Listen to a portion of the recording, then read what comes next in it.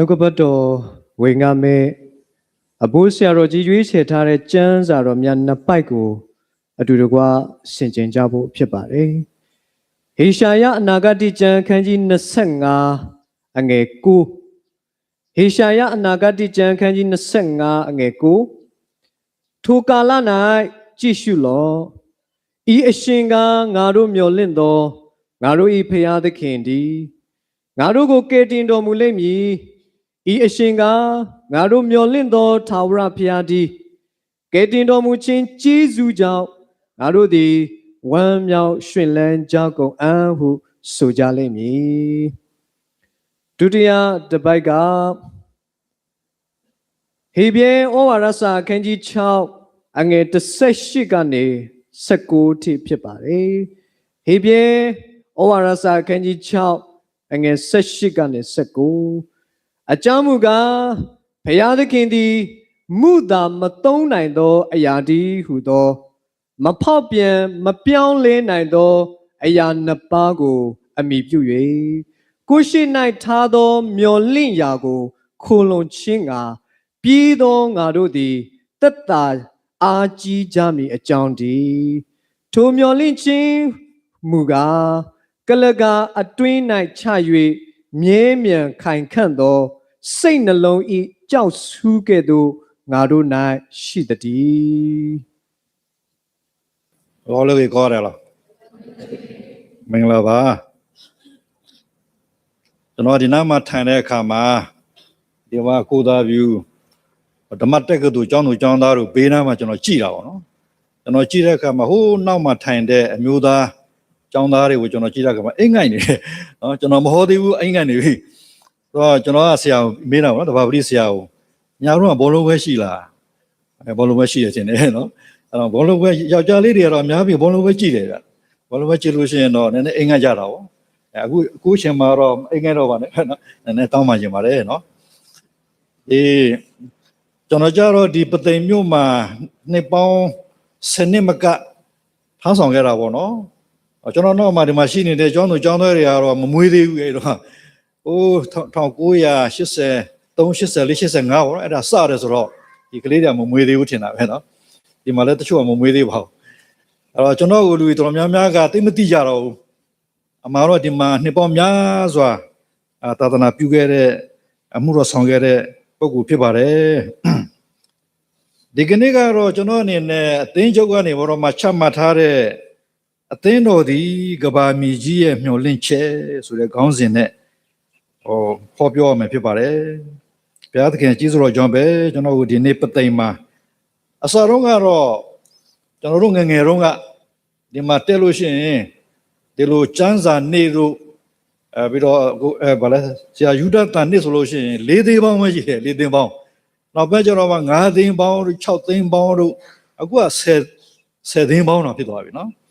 So Dini solution, the Mamia, Yola red way, Jizuro Chimambare. At the end of the Gabamiji and Molinche. General the Pate machine in a tendo, Seva or no? At the end of the guy, Yauri Tanya, no lynch, Pibuyan, Yauri Tanya from Gabaono. A general Pukudoba, Yele solution think globally and act locally. General Sinzara or the Gabalun Sinzama, Sade Buroma, Lolura Kamagaro, we are Yakwe, we are Titandra, Niama, Loa me Pipare. See Richard Stearns Raga, American Nanga World Vision, yeah, Ogota Ipeke Ura, no? The Poco Gasa Yere Kamalumia Timijahu. Ubalo Yele solution, Digene, at the end of Tema, has honored with him, yare. At the end of Tema, giant Lune de Anne de Kriande, Pinide, do a Yera Kamaludia Pechai. At the end of Ga, has honored with him, yare. Giant out lune de Anere and Pinny, Dilu Pima solution or General Tenoga, Gabao Maglu, Doroma, Myolin Chin, Pinamale. Was celebro Yira got a bellow way, Bago Yonji de Le, Bello Yonji de Razo, Yimju, a Yijiraga, Yonji di dying, Bello Lobale. ကျွန်တော်တို့ယုံကြည်သည့်အတိုင်းဘယ်လိုလုပ်ပါတယ်လဲဆိုတာပဲဖြစ်ပါတယ်ကပလီအသင်းဦးဆရာကြီးတစ်ပါးဖြစ်တဲ့ Morgan Chilulu ကဘာပြောလဲဆိုလို့အသင်းတော်ဆိုတာနိုင်ရလေးဘက်မှာပဲအသက်ရှင်လှုပ်ရှားမယ်ဆိုလို့ရှိရင်အဲ့ဒီအသင်းတော်ကခရစ်တော်ရဲ့အသင်းတော်လောကမဟုတ်သေးပါဘူးဒါအသင်းတော်ဆိုတာကတော့နိုင်ရလေးဘက်ရှိတာပေါ့နော်အသင်းတော်ဆိုတာနိုင်ရလေးဘက်ထဲမှာပဲရှိမယ်ဆိုလို့ရှိရင်တော့ဒီအသင်းတော်ကခရစ်တော်အသင်းတော်မဟုတ်သေးဘူးကျွန်တော်တို့အသင်းတော်ထဲမှာအမေရိကန်နိုင်ငံမှာရှိတဲ့ဆရာကြီး TT Crabtree ဆိုတာသူရေးတဲ့စာအုပ်တော့ကယ်လီဖိုးနီးယားနိုင်ငံမှာကျွန်တော်သွားတော့ကယ်လီဖိုးနီးယား state ပေါ့နော်အမှဆရာကြီး Livingston ကကျွန်တော်စာအုပ်တော့ပေးလိုက်ပါတယ်အသင်းတော်ထဲမှာတဲ့ dry bones ဆိုတာကတော့6တွေ့တဲ့အယိုး6မျိုးရှိတယ်အသင်းတော်ထဲမှာ6တွေ့နေတဲ့အသက်မရှိတဲ့အယိုးတွေ6မျိုးရှိတယ်ပထမတစ်မျိုးကဘာလဲဆိုလို့ရှိရင် lazy bone တဲ့ lazy bone ဆိုတာကတော့ဘာမှမလုပ်ပြင်းအောင်တနေ့နော်ပြင်းရတဲ့ခရင်ယာတွေရှိတယ်နောက်တစ်ခုကတော့ wish bone ညှော်လင့်တယ်အသင်းတော်ရဘယ်လိုဖြစ်စေချင်တယ်ခရစ်တော်နိုင်ငံတော်ဘယ်လိုဖြစ်အောင်သူကတော့စန္ဒပဲရှိတာပေါ့နော်ဘာမှလို့တာတော့မရှိဘူးဒီလူကနောက်တစ်မျိုးကတော့ jaw bone လို့ခေါ်တဲ့မေယိုသမားတွေပေါ့သူကတော့ဘယ်လိုပြောမှဆိုလို့ရှိရင်အပြောသမားပဲရှိတယ်အလုပ်ကတော့နည်းနည်းပါပဲရှိတယ်နောက်တစ်မျိုးကတော့ skull bone ဆိုတာဒါခေါင်းရိုးဟုတ်နော်အဲ့ဒီအဖွဲ့တွေကြတော့ခေါင်းမာတယ်အသင်းတော်မှာတခုခုပြောင်းလဲခြင်းနဲ့ဆိုလို့ရှိရင်မပြောင်းရင်ဘူးဟိုစားအစီအစဉ်အစ်စ်တွေပါတယ်ပေါ့နော်သူကလုံးဝခေါင်းမာတဲ့ပုံကိုယ်တွေဖြစ်ပါတယ်မပြောင်းလဲခြင်းတဲ့ပုံကိုယ်တွေဖြစ်ပါတယ်နောက်မှ၅မျိုးတစ်မျိုးကတော့ဘာလဲဆိုလို့ရှိရင် knuckle bones ဆိုတာကတော့လက်စစ်ပေါ့သူများလည်းညှို့ထိုးတာပေါ့နော်အဲ့တော်မျိုးတွေknuckle bones တွေလည်းအများကြီးပဲရှိပါတယ်တဲ့နောက်ဆုံးတစ်မျိုးကတော့ backbones လို့ခေါ်တဲ့ကြောရိုးသမားတွေပေါ့ဗျာနော်ကြောရိုးသမားတွေကြတော့အကူရတယ်အသင်းတော်ရဲ့အစီအစဉ်တိုင်းမှာနောက်မှပါဝင်တယ်အစအဆုံးပါဝင်ကူညီတယ်ထောက်ပံ့တယ်နှိမ့်နှခံတယ်အဲ့ဒီအသင်းသားမျိုးကတော့အကူရပါတယ်အဲ့ဆရာကြီးကဒီလိုရေးတာကျွန်တော်သဘောကျပါတယ်ဆရာယူဒတန်ဗမာပြူလာတဲ့အခါမှာ1873ခုနှစ်ဇူလိုင်လ23ရက်နေ့မှာရောက်လာပါတယ်အဲ့တော့ဗမာပြည်မှာ dry bones တွေပဲ6သွေးတွေအယိုးတွေပဲအသက်မရှိဘူးဘာနဲ့တော့တူတယ်လဲဆိုဟေဇကျေလအခန်းကြီး39နဲ့မှာဆိုလို့ရှိရင်ထာဝရဘုရားသခင်ကပရောဖက်ကြီးဟေဇကျေလကိုကြောက်ဝန်းတစ်ခုသွားပြအဲ့တော့မှအယိုးကြီးပဲအသက်လည်းမရှိဘူးအဲ့ဒီအယိုးတွေကိုဘုရားသခင်ကသူ့ကိုမေးတယ်ဒီအယိုးတွေပြန်မလို့အသက်ရှင်နိုင်အောင်မလားမသိဘူးလေဘုရားသခင်ကျွန်တော်တော့မသိပါဘူးအဲ့မှာဘုရားသခင်ကသူ့ကိုပရောဖက်ပြုတ်ခိုင်းတယ်အဲ့ဒီအယိုးတွေကိုတရားဟောခိုင်းတယ်ဟောပြောခိုင်းတာပေါ့နော်ဒါယေဇကျေလ39နဲ့တော့မှတွေ့ရပါတယ်ပရောဖက်ကြီးကဘုရားသခင်ပြောတဲ့အတိုင်းဟောပြောတဲ့အခါမှာပရောဖက်ပြုတဲ့အခါမှာအယိုးတွေကတစ်ခုနဲ့တစ်ခုထိတွေ့လာပြီးတော့မှနော်အသားတွေဖြစ်လာတယ်ပြီးတော့မှအည်ဖုံးလာတယ်နောက်ပြီးတော့မှအသက်ကတော့မရှိသေးဘူးအဲ့တော့မှဘုရားသခင်ကမင်းတကိုးတော်အဖြစ်ဘုရားသခင်ကသူ့ခိုင်းတဲ့အခါမှာအဲ့ဒီအယိုးတွေကပြန်ပြီးတော့မှသက်ရှင်လာခဲ့တာပေါ့နော်အဲ့ဒီအယိုးလျှောက်တွေကအလွန်များပြားသောဘူချီတွေဖြစ်လာတယ်ဆရာယူဒတာဗမာပြည်မှာလာတဲ့အခါမှာဗမာပြည်ကြီးကမြန်မာနိုင်ငံကြီးက dry bones တွေပဲနော်ဘာမှအသက်မရှိဘူးအဲ့ဒီခါမှာဆရာကြီးကစိတ်တော်ကြဒါမဲ့သူကဘာပြောလဲဆို we sow on the barren hill we reap on the Zion hill ကျွန်တော်တို့ကလာကျဲတဲ့အခါမှာတောင်ကတုံးကြီးပဲမျိုးစားတွေလည်းမရှိဘူး barren hill ဆိုတာအသီးပွင့်မပွင့်နိုင်barren အမျိုးသမီး barren ဆိုလို့ရှိရင်တော့ကလေးမရှိဘူးအခုက barren hill ဆိုဘာမှပြည်ကြီးကမျောနေစရာမရှိ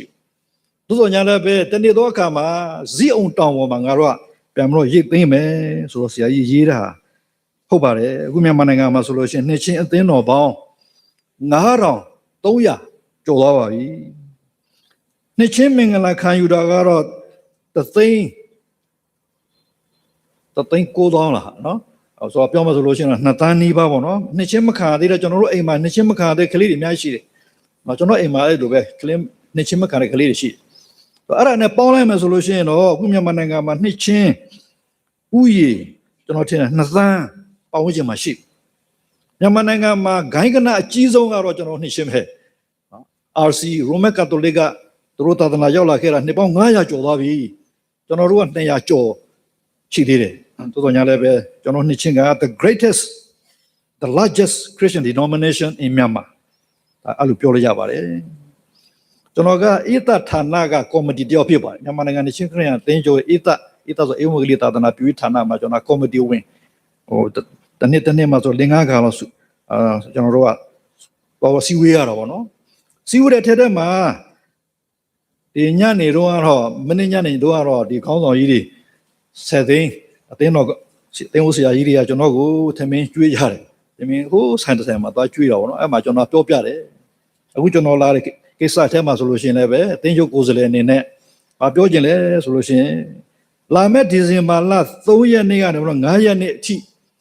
ဒုတိယညီလာခံဧဝံဂေလိသာသနာပြုဆရာသမားတွေကိုညီလာခံလုပ်ပေးမယ်ဧဝံဂေလိသာသနာပြုဆရာမ1000ပတ်ဝန်းကျင်မှာလာမယ်လို့မျှော်လင့်ပါတယ်အဲ့ဒီမှာကျွန်တော်ကိုတောင်းတစ်ခုတောင်းဥသောဘောနော်တောင်းတစ်ခုပေးတာပါလားဆိုလို့ရှိရင်အလှူရှင်နှမျိုးရှာရမယ်ဒီတနစ်စာဟိတနစာဘောနော်တနစ်စာတရက်စာပေါ့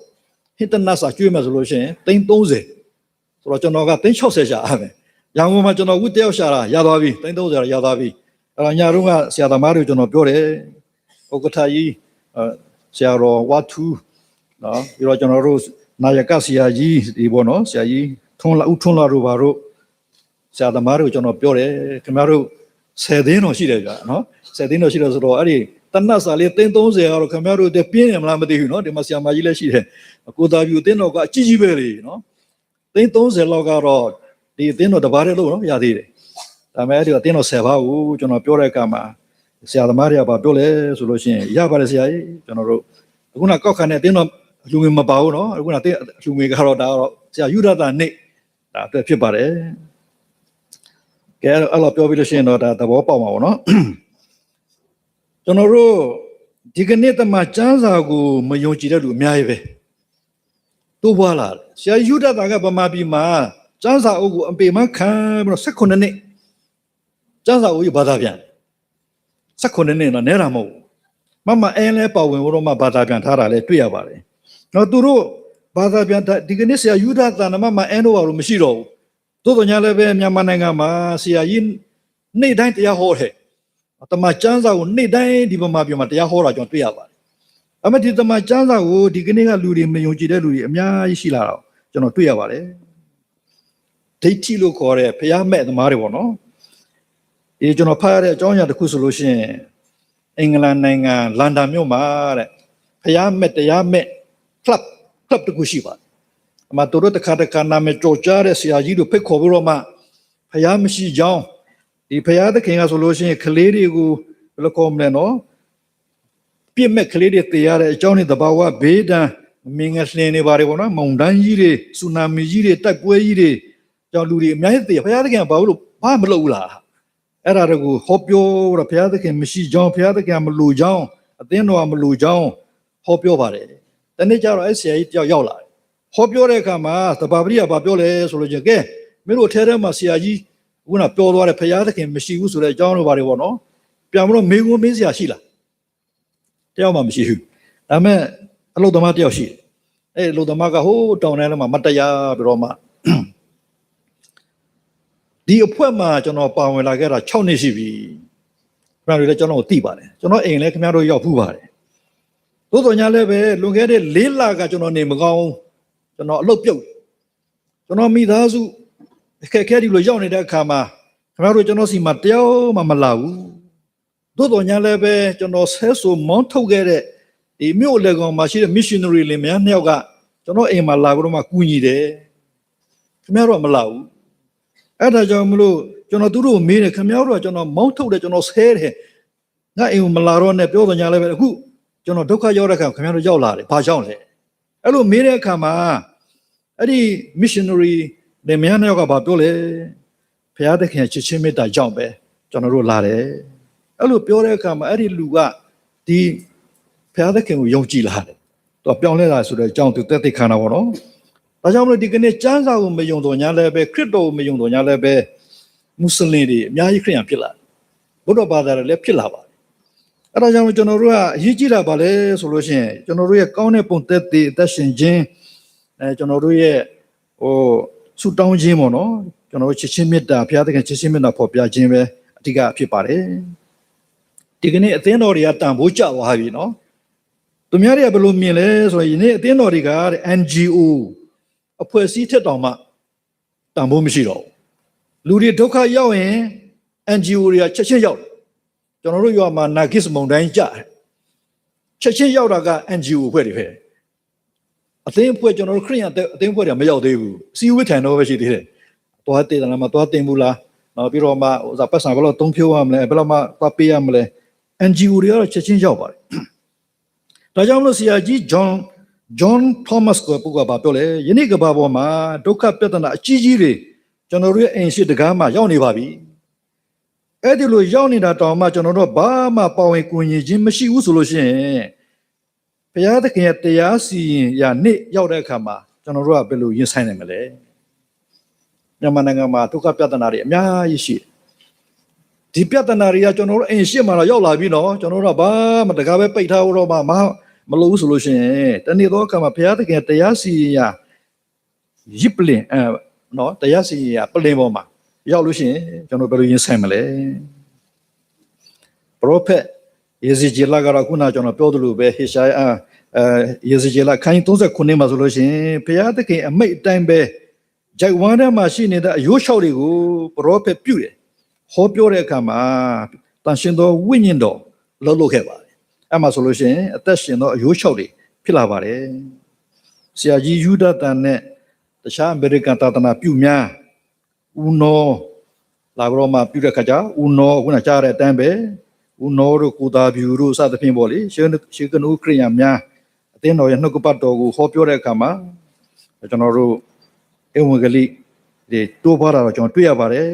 အသက်ရှင်သောမြန်မာနိုင်ငံသူနိုင်ငံသားများအများအပြားဖြစ်လာခဲ့ပါပြီကျွန်တော်တို့အသက်ရှင်သောဝိညာဉ်ယုံကြည်သူများတိုးပွားလာပြီဆိုလို့ရှိရင်အယိုး6တွေတက်ရှင်လာပြီဆိုလို့ရှိရင်မြင်လာတယ်မြင်တယ်ဒုက္ခရောက်တဲ့သူမြင်လာအစားတော့မမြင်ဘူးကြာနော်ဘုရားညာလည်းပဲအသက်ဝိညာဉ်ရှင်လာတော့ယုံကြည်သူတူဝဆိုလို့ရှိရင်ဘေးပတ်ဝန်းကျင်မှာဘာတွေလိုနေတယ်လဲဆိုတာသူမြင်နေတာရိုးရိုးမမြင်တော့ကျွန်တော်တို့အများအပြားမြို့ရိုးရိုးပဲမြင်တယ်မမြင်ဘူးနော်ဘိုးစီယာမူလအမေရိကန်နိုင်ငံသွားတဲ့အခါမှာဟို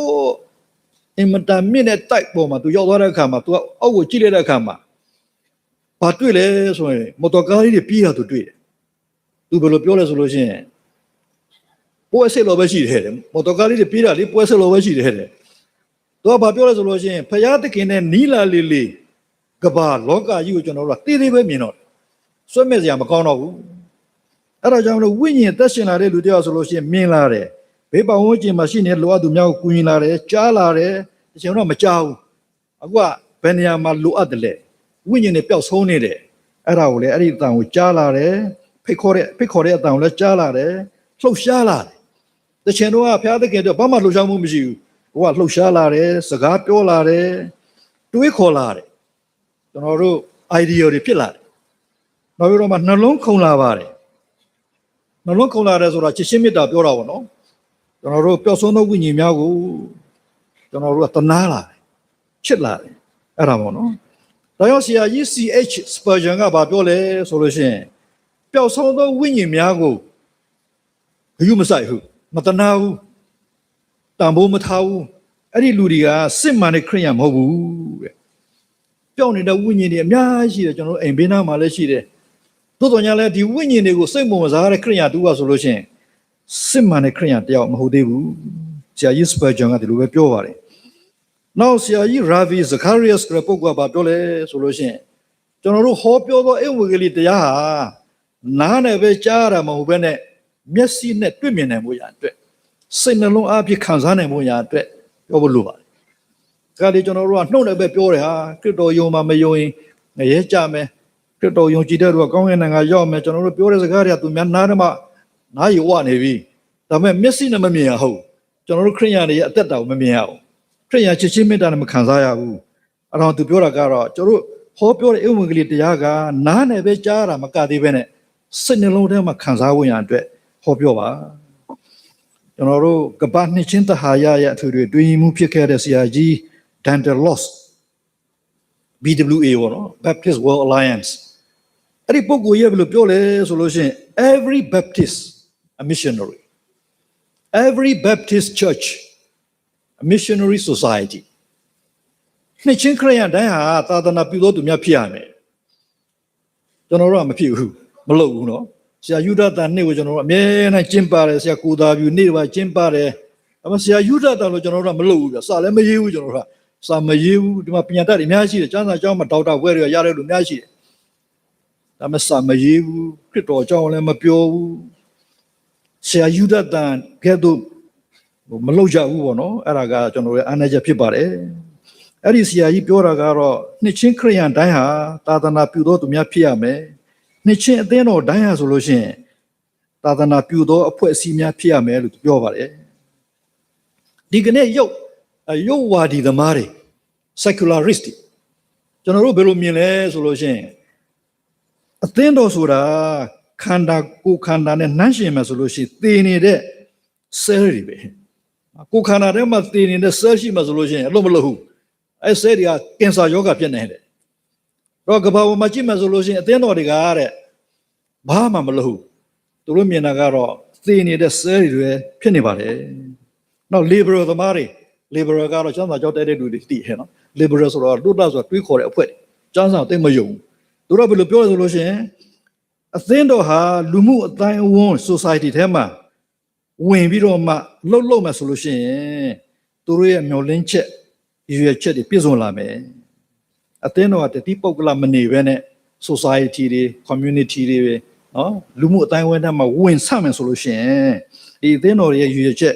ကြီးမှန်းချက်ပန်းတဲ့တွေမျှော်လင့်ချက်တွေပြည့်စုံလာမယ်ဖြစ်ပါတယ်မပန်ဝင်တော့ပျောက်ကွယ်သွားမှာပဲဟုတ်တယ်နောက်အနောက်နိုင်ငံမှာရောက်ခုတဲ့လူရှိမှာပေါ့နော်ဒီမှာလည်းအများကြီးရှိမှာဟုတ်အနောက်နိုင်ငံမှာကျွန်တော်တို့သွားတဲ့အခါမှာအသင်းတော်တွေသူများရောင်းစားတယ်ဖျားရှိခိုးတဲ့လူမရှိတော့တချို့က restaurant တွေဖြစ်သွားတယ်တချို့ကတော့ night club တွေဖြစ်သွားတယ်တချို့ကတော့စုံမကြီးကြီးတွေနော် witchcraft center တွေဖြစ်သွားတယ်တချို့ကဗုဒ္ဓဘာသာဖျားဘာလဲဘုန်းကြီးကျောင်းတွေဖြစ်သွားတယ်နောက်မှကျတော့တဝါကတွေအကြီးကြီးရှိတယ်နော်ဒါပေမဲ့ရှေ့မှာတော့ရုပ်တုတွေကျွန်တော်တို့တွေ့ရမှာပေါ့သိမကြသူသူများတင်တာလေမွတ်စလင်တွေပြန်တော့မှဘုရားကျောင်းတွေဝဲတယ်Saint Mary Mosque တို့တော့မှပြန်ခေါ်တယ်အဲ့ဒီလိုဘာဖြစ်လို့လဲဆိုလို့ရှိရင်ကျွန်တော်တို့ခရိယန်တွေအခုကတဖြည်းဖြည်းယုံကြည်မှုကယော့လာပြီးတော့မှနော်အထိပ္ပယ်မရှိတဲ့ဟာတွေဖြစ်သွားပါပြီဒါကြောင့်အသင်းတော်ဒီကမ္ဘာလောကရဲ့မျှော်လင့်ချက်ဖြစ်နိုင်ဖို့ရန်အတွက်ဆရာကြီးယူဒတန်မမအန်တို့မမဆာရာတို့မမအမလီတို့သူတို့ကဲသူလွတ်ဆောင်မှဖြစ်ပါတယ်ကျွန်တော်တို့ဘယ်လိုလုပ်မလဲဘယ်တော့လုပ်မလဲ planting churches cross culturally ဆိုတဲ့စာအုပ်ကိုကျွန်တော်ဖတ်တဲ့အခါမှာစာရေးဆရာဖြစ်တဲ့ David Hazelgrave သူဘယ်လိုပြောလဲဆိုတော့ဒီကနေ့ကမ္ဘာပေါ်မှာခရိယန်လူဦးရေသန်းပေါင်း2200ရှိသန်းပေါင်း2200 2.2 billion သန်းပေါင်း2200တော့ရှိတယ်ဒါပေမဲ့တကယ်စစ်မှန်တဲ့ခရိယန်ဧဝံဂေလိသာသနာပြုတဲ့ခရိယန်က34%ပဲရှိတယ်သန်းပေါင်း950ပေါ့နော်ကြံတဲ့သန်းပေါင်း1400 1500ဆိုလို့ရှိရင်60%ပေါ့နော်ဒါတော့အဲ့ဒီခရိယန်တွေကဘာမှဧဝံဂေလိမလုပ်ဘူးခရိယန်ကအမိခံပဲရှိတယ်ဒါပေမဲ့စိတ်နှလုံးပြောင်းလဲခြင်းမရှိဘူးအသက်တာပြောင်းလဲခြင်းမရှိဘူးဧဝံဂေလိသာသနာပြုတဲ့စိတ်ဓာတ်မရှိဘူး34%လောက်ပဲတောင်မရှိပါမလားမသိဘူးเนาะသူပြောတာအဲ့လိုအဲ့သူစာအုပ်တော့မှအဲ့လိုတင်ပြထားပါတယ်အဲ့တော့ကြောင့်မလို့ဒီလိုခရိယာမျိုးကခုနကျွန်တော်ပြောတဲ့ dry bones အသင်းတော်မှာချော့တွေ့နေတဲ့အသက်မရှိနေတဲ့အယိုးချော့များဖြစ်နေမလားမသိပါဘူးเนาะဘုရားကျောင်းရောင်းစားနေတာအများရှိပါတယ်ကျွန်တော်တို့တဲ့ပြောမှဆိုလို့ရှိရင်တော့ဒီကနေ့ Jason အသင်းတော်မှာ Jason နေ့မှာเนาะကျွန်တော်ညှော်လင့်တာကတော့မြန်မာနိုင်ငံမှာရှိတဲ့နှစ်ချင်းအသင်းတော်များအားလုံးမြန်မာနိုင်ငံရဲ့မျှော်လင့်ခြင်းဖြစ်လာဖို့ရအတွက်မျှော်လင့်ပါတယ်ဒီလိုပုံစံနဲ့ဆိုလို့ရှိရင်တော့ဖြစ်နိုင်မှာမလားနော်ဒါပေမဲ့မြန်မာနိုင်ငံမှာတော့အသင်းတော်တွေတော်တော်တိုးပွားတယ်ဗျာနော်ကျွန်တော်တို့အသင်းတော်မရောက်စားဘူးအရင်တော့အသင်းတော်ကိုကျွန်တော်တို့ဝယ်ခြင်းတယ်အမေရိကန်နိုင်ငံမှာရောက်တဲ့ကျွန်တော်တို့နှစ်ချင်းခရိယာတွေဖျားချောင်းတွေဝယ်တယ်ကျွန်တော်တို့ကရင်တွေလည်းအများကြီးဝယ်တယ်ချင်းတွေလည်းအများကြီးဝယ်တယ်ပျက်စီးနေတဲ့အသင်းတော်တွေနော်ဟောင်းနွားနေတဲ့အသင်းတော်တွေပြန်မုန်းမှမလို့ဖျားရှိခိုးကြတယ်ကျွန်တော်တွေ့တယ်အဲ့ဒါကြောင့်မလို့ဒီကနေ့ဆရာယူရတာနေ့မှာကျွန်တော်တို့ပသိမ်မြို့မှာရှိတဲ့အသင်းတော်10ပါး ပသိမ်မြို့ရဲ့မျောလင့်ချင်းအေယာဝတီတိုင်းရဲ့မျောလင့်ချင်းကပ္ပရဲ့မျောလင့်ချင်းဖြစ်လာဖို့ရန်အတွက်ဆရာကြီးယူဒတန်ကဲ့သို့ပဲလုပ်ရမယ်ဖြစ်ပါတယ်ဒီကနေ့ကျွန်တော်တို့မြန်မာနိုင်ငံမှာဘဝတည်နေတဲ့လူအများကြီးပဲအထူးသဖြင့်လူငယ်တွေမျောလင့်ချက်ပန်းတိုင်မရှိတော့ဘူးနော်သူတို့ဘဝတည်နေပါတယ်အများစွာရှိဘဝရည်မှန်းချက်ပိုင်းတဲ့ပျောက်နေတဲ့လူတွေအများရှိပါတယ်ကျောင်းမနေနိုင်တဲ့ကလေးတွေအများကြီးရှိတယ်ဒုက္ခဆင်းရဲခြင်းတွေရောက်နေရတယ်တိုက်ပွဲတွေဖြစ်နေတဲ့အခါမှာရောက်လာတယ်ကျွန်တော်တို့စီမှာရောက်လာတယ်ကျောင်းတွက်လည်းမပါဘူးကျောင်းတွက်လည်းမပါတဲ့အခါကျတော့သူတို့ကိုလက်ခံဖို့ကျောင်းကလည်းလက်မခံဘူးဟာပြဿနာပဲဘယ်လိုလုပ်ရမလဲအဲ့လိုကလေးတွေကျွန်တော်တို့အသင်းတော်ကအဲ့ဒီကလေးတွေဒုက္ခရောက်တဲ့လူတွေနေရဒေသကိုစွန့်ခွာပြေးသွားတဲ့လူတွေမျောလင့်ချက်ပျောက်ဆုံးနေတဲ့ခရိယာများပျောက်ဆုံးသောလူတွေမြန်မာနိုင်ငံမှာဒုနဲ့ဒေးပဲဖြစ်ပါတယ်အဲ့တော့ကျွန်တော်တို့ကလူတွေအများကြီးဒုက္ခရောက်တဲ့အခါမှာမျောလင့်ခြင်းဖြစ်နိုင်ပါမလားအားလုံးကိုကျွန်တော်တို့ကမကူညီနိုင်လို့ဘာမှမလုပ်ပဲမနေပါနဲ့လိုအပ်တဲ့လူတိတ်များတယ်ကွာလို့လည်းဘာမှမထူတော့ပါဘူးဆိုတော့ဘာမှမလုပ်ပဲမနေပါနဲ့နည်းနည်းပါးပါးတော့လုပ်ပါမာသာထရီဇာဘာပြောလို့ဆိုလို့ချင်းကလေးအယောက်100အများကျွေးမေးပြုစုဖို့မလွယ်ဘူးဒါပေမဲ့1ယောက်ကတော့2ယောက်ကတော့ခင်ဗျာကူညီနိုင်မှာဖြစ်ပါတယ်မှန်ပါတယ်တော့တိတိပပစပါလူတယောက်ကပင်လယ်ကမ်းခြေမှာသွားတယ်ပင်လယ်ကမ်းခြေမှာသွားတော့ကျင်ငါးလေးတွေ starfish လို့ခေါ်တဲ့ကျင်ငါးလေးတွေလိမ်မုံတိုင်းကြောင့်ပင်လယ်ကမ်းခြေမှာအများကြီးအပေါ်မှာတောင့်တင်နေတယ်အဲ့ဒါကိုအများကြီးပဲဒါပေမဲ့လူတယောက်ကအဲ့ starfish တွေကိုတကောင်ပြီးတကောင်ဟိုးပင်လယ်ထဲမှာပြစ်ချတယ်အဲ့ဒီစာရေးတဲ့လူကဘာပြောဆိုလို့ရှိရင်ဟဲ့ခင်ဗျာဘာထူးပါလဲနော်ဒီလိုအကောင်လေးတွေတကောင်တကောင်ဟိုးပင်လယ်ထဲမှာပြစ်ချတာခင်ဗျာအများကြီးကတမ်းမောချီပြီးတော့မှရှိတဲ့ကောင်ခင်ဗျာဘာထူးပါလဲထူးတယ်ကျွန်တော်ပြစ်ချတဲ့အကောင်ကထူးခြားမှာပဲပင်လယ်ထဲမှာပြန်ရောက်သွားမယ်အသက်ရှင်မှာပဲအခုလည်းပဲကျွန်တော်တို့မြန်မာနိုင်ငံမှာလိုအပ်တဲ့အများကြီးရှိတယ်အသင်းတော်ကအကုန်လုံးမကူညီနိုင်တော့ညာလည်းပဲနည်းနည်းပါးပါးတစ်ယောက်စနှစ်ယောက်စကူညီမှာဆိုလို့ရှိရင်အသင်းတော်ကစားနဲ့တူမယ်အသင်းတော်ကအလင်းနဲ့တူလာမယ်ဖြစ်ပါတယ်ကျွန်တော်တို့ဘာမှမလုပ်ဘူးဆိုလို့ရှိရင်တော့လည်းပဲဘာမှမထူးခြားဘူးပေါ့နော်မြန်မာနိုင်ငံမှာကျွန်တော်တို့အချင်းတွေကတော့မှောင်နေပါတယ်ကျွန်တော်တို့မှောင်တဲ့အရာကိုမှောင်တဲ့အရာနဲ့ကျွန်တော်တို့မောင်းထုတ်လို့မရပါဘူး darkness cannot drive out darkness မှောင်နေတဲ့အရာတခုမှကျွန်တော်တို့မှောင်တဲ့အရာသွားပြီးတော့မှတွန်းထုတ်လို့မရပါဘူးအလင်းနဲ့ပဲကျွန်တော်တို့ကတွန်းထုတ်ရမယ်ဖြစ်ပါတယ်ကျွန်တော်တို့ဆရာခရစ်တော်ဘုရားပြောခဲ့တဲ့ကောင်းသောရှာမရိအကြောင်းကျွန်တော်တို့ယေဘယောဟိတ်လေဝိဘာသာရေးခေါင်းဆောင်တွေပဲဒုက္ခရောက်တဲ့လူကိုတွေ့တဲ့အခါမှာသူကစဉ်းစားတယ်သူ့ဘက်ကသူစဉ်းစားတယ်ဒီလူကိုငါကူညီရင်ငါပတ်စံကုန်မယ်ဒီလူငါကူညီငါအချိန်တွေကုန်မယ်ငါသွေးတွေနဲ့ပေးမယ်သူ့ဘက်မှာသူစဉ်းစားတဲ့အခါသူမလုပ်တော့ဘူးဒါပေမဲ့ရှာမရိကတော့သူ့မျိုးသားမဟုတ်သူ့မျိုးလည်းမဟုတ်သူ့လူမျိုးလည်းမဟုတ်ဘူးဒါပေမဲ့ဒီလူငါမကူညီဘယ်လိုဖြစ်မလဲဆရာယူဒတာနဲ့သူစနေတယ်တွေကလည်းပြောမှဆိုလို့ရှိရင်မြန်မာနိုင်ငံကဒုက္ခရောက်နေပြီအမှောင်ထဲမှာရှိနေတယ်သူတို့ဘက်မှာသူတို့မစဉ်းစားဘဲနဲ့ဒီလူတွေကိုငါတို့မကူညီသူတို့ဘယ်လိုဖြစ်မလဲအဲ့ဒါမှန်ကန်တဲ့သဘောပေါ့နော်အဲ့တော့ကျွန်တော်တို့ကဒီကနေ့ကိုယ့်ဘက်မှာကိုမစဉ်းစားဘဲနဲ့အဲ့ဒီလူတွေရဲ့ဘက်မှာအဲ့ရှုတော့ကနေမလို့စဉ်းစားမှဆိုလို့ရှိရင်ဒါဘုံတော်ထင်ရှားမယ်ဖြစ်ပါတယ်ညီကုန်းချုပ်အနေနဲ့ကျွန်တော်ပြောချင်တာကတော့ပသိမ်မြို့မှာရှိတဲ့နှစ်ချင်းအသင်းတော်10ပါးမျော်လင့်ခြင်းကင်းမဲ့နေတဲ့မြန်မာနိုင်ငံသူနိုင်ငံသားများအနာဂတ်ရည်မှန်းချက်ပန်းတိုင်ပျောက်ဆုံးနေဟောလူငယ်များစွာရှိပါတယ်ဘဝတည်နေတဲ့လူများစွာရှိပါတယ်ကျွန်တော်ဒီအသင်းတော်ကျွန်တော်ရောက်လာတဲ့အခါမှာဒီနေရာမှာကျွန်တော်ကျင်မောမြောင်များစွာတရားဟောပါတယ်အမေကျွန်တော်ကရင်လိုပဲဟောတာများတယ်ဒီခါဗမာလိုဟောတာဘိုးဆရာစောမူသူဓာတ်ပုံရှိတယ်ဘယ်ထဲမှာဘိုးဆရာစောမူကအသင်းတော်နိုင်ရ၄ပါးထဲမှာမနေတာမဟုတ်ဘူးနော်ဟိုလှိုင်းပွဲဝိညာဉ်ပျောက်ဆုံးတဲ့လူမှာ तू တွားတယ် तू မရှိတော့ဘူးဘုန်းတော်ဝင်သွားပြီဒါပေမဲ့ तू သားဆရာတော်နီမူဒီမှာတရားဥသိမ်းမှုဆရာမကြီးလည်းရှိတယ်တင်းတော်လူကြီးတွေနော်ပတိမေမသာသနာနေရာလဲပြောမှဆိုလို့ရှိရင် blessing ပေးတယ်လေအဲ့တော့ကြောင့်မလို့ပျောက်ဆုံးသောဝိညာဉ်များစွာတို့သည်ဘုရားသခင်ထံမှာရောက်ရှိလာပါပြီယာကုပ်အခန်းကြီး1ငယ်29မှာခမည်းတော်ရှင်း၌ခမည်းတော်ဘုရားသခင်ရှင်း၌စင်ကြယ်သောတီလဟုမူကားမိဘမရှိသောသူတို့နှင့်မုတ်ဆိုးမတို့သည်ဆင်းရဲခံသောအခါသူတို့ကိုကြည်ရှုပြုစုလျက်ကျေးဇူးပြုစုခြင်း ကိုယ်တိုင်လဲလောကီအညီကျင့်တဲ့ကင်းစင်အံသောငါစောက်ရှောက်ရှင်းပေသည်ဘုရားသခင်နှစ်တဲ့တန်ရှင်းသောတီလကတော့မိဘမရှိသောသူတို့နဲ့မုတ်ဆိုးမှ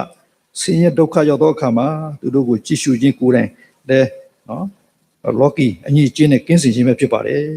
တသိမျိုးမှာရှိတဲ့နေချင်းတို့များအားလုံးကျွန်တော်တို့မျောလင့်ခြင်းပေးနေသောအသင်းတော်များဖြစ်နိုင်ကြပါစေ